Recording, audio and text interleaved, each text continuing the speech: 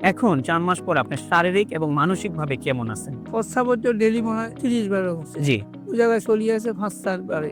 আলহামদুলিল্লাহ। খাবার রুচি থাকতো না। আমি ১০০ গ্রাম ছেড়ে ভাত খেতে পারতাম না। ওইটাও আমার আল্লাহর আল্লাহর রহমতে রুচিটাও আজকে খেতে রুচিও আছে। পারতেছেন। জি। তো সব দিকে আমি ২ মাস বাড়ি থেকে কোনো দিকে বাড়তে পারিনি। ২ মাস পরে আল্লাহর রহমতে আমি চেম্বারে বসে রুগীও দেখতেছি এবং এর মাঝে ভিত্তি লাইন ধরিয়ে ওষুধ রাখছি। রুগীও খাইয়ে, ওষুধও খাইয়ে। মানে আপনি রোগীও দেখতেছেন, আল্লাহর রহমতে আমাদের ওষুধগুলোও খাচ্ছেন। ওষুধও খাইয়ে। যাক আলহামদুলিল্লাহ, আল্লাহ কবুল করুক। আসসালামু আলাইকুম ওয়া রাহমাতুল্লাহি ওয়া বারাকাতুহু। আমি ডক্টর মোহাম্মদ আসলাম, ডিএইচএমএইচ, বিএইচবি ঢাকা, বিএইচএমএইচ অনকোর্স ঢাকা বিশ্ববিদ্যালয়। বর্তমানে বিশ্বনন্দিত ক্যান্সার চিকিৎসক অধ্যক্ষ ডক্টর এসএন সারোয়ার স্যারের চেম্বার গণস্বাস্থ্য হোমিওতে ক্যান্সার চিকিৎসক হিসেবে নিয়োজিত আছি। আল্লাহর রহমতে আজকে আমি আপনাদেরকে পরিচয় করিয়ে দিতে যাচ্ছি আমাদের একজন পেশেন্ট, যিনি আলহামদুলিল্লাহ আল্লাহর রহমতে গল ব্লাডার সিএ থেকে উনি আলহামদুলিল্লাহ আল্লাহ ওনাকে মাফ করেছেন। ওনার সাথে আমরা সরাসরি পরিচয় হতে যাচ্ছি এবং ওনার মুখ থেকে আমরা শুনবো ওনার বিস্তারিত চিকিৎসা ব্যবস্থা, ওনার সবকিছু। আসসালামু আলাইকুম, কেমন আছেন আপনি? ভালো আছে। স্যার, নাম জানি কি আপনার? মানিকলাল চক্রবর্তী। স্যার, আপনার বাবার নাম কি? আমার বাবার নাম হরিপদ চক্রবর্তী। হরিপদ চক্রবর্তী। আপনার মায়ের নাম? কুমোদিনী চক্রবর্তী। কুমুদিনী চক্রবর্তী। আচ্ছা স্যার, আপনি যে গ্রামটাতে আছেন, গ্রামের নামটা কি স্যার? আমার গ্রামের নাম হলো মোহাম্মদপুর। ইউনিয়ন? ইউনিয়ন ৪ নম্বর রামনগর ইউনিয়ন। ৪ নম্বর রামনগর ইউনিয়ন। থানা? দাগন ভুইয়া। দাগনভূঞা থানা। আর জেলা? ফেনী। ফেনী জেলাতে আছে। স্যার, আপনি সর্বপ্রথম কি সমস্যা হয়েছিল স্যার? আমি একটু আগে বলি যে আপনি কিসে যেন আছেন, কি পেশায় আছেন স্যার আপনি? আমি একটা পল্লী চিকিৎসক হিসেবে আছে দেশে। পল্লী চিকিৎসক হিসাবে দেশে আছেন? দেশে আছে অনেক দিন কিন্তু প্র্যাকটিস করি।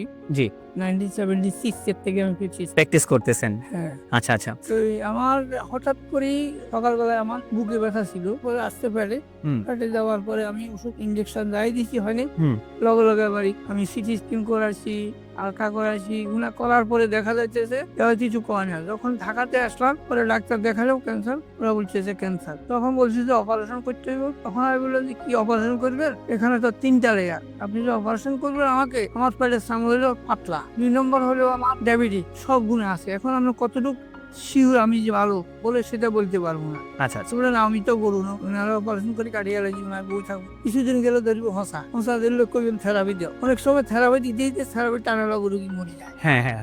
ঠিক আছে। জি। এবং দাঁত হয়ে যায়, সুর হয়ে যায়, আমি অপারেশন করবো না। তখন আর ছেড়ে বললাম চলো বাড়ি চলো। বাড়িতে যাওয়ার পরে এক লোকের কাছে উনি আমার বাবা হচ্ছে এই ডাক্তার সাহেবের ইয়ে পাচ্ছে।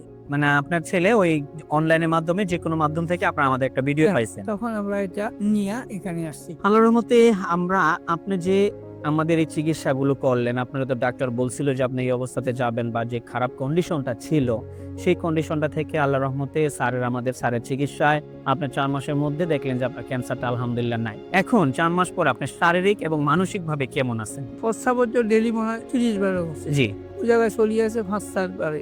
আলহামদুলিল্লাহ। খাবার রুচি থাকতো না। আমি ১০০ গ্রাম ছেড়ে ভাত খেতে পারতাম না। ওইটাও আমার আল্লাহর রহমতে রুচিটাও আজকে খেতে রুচিও আছে। পারতেছেন। জি। তো সব দিকে আমি ২ মাস বাড়ি থেকে কোনো দিকে বাড়তে পারিনি। ২ মাস পরে আল্লাহর রহমতে আমি চেম্বারে বসে রুগীও দেখতেছি এবং এর মাঝে ভিত্তি লাইন ধরিয়ে ওষুধ রাখছি। রুগীও খাইয়ে, ওষুধও খাইয়ে। মানে আপনি রোগীও দেখতেছেন, আল্লাহর রহমতে আমাদের ওষুধগুলোও খাচ্ছেন। ওষুধও খাইয়ে। যাক আলহামদুলিল্লাহ, আল্লাহ কবুল করুক। আলহামদুলিল্লাহ, আমরা ওনার জন্য সর্বোচ্চ দীর্ঘায়ু কামনা করি। আল্লাহ তাআলা ওনাকে যেমন আজকে মাফ করছেন, ওনাকে যাতে মৃত্যুর আগ পর্যন্ত আল্লাহ অন্তত সমস্ত প্রকার রোগ থেকে, অন্তত ক্যান্সার থেকে যাতে মুক্ত রাখেন, আমরা সেই আশায় আছি।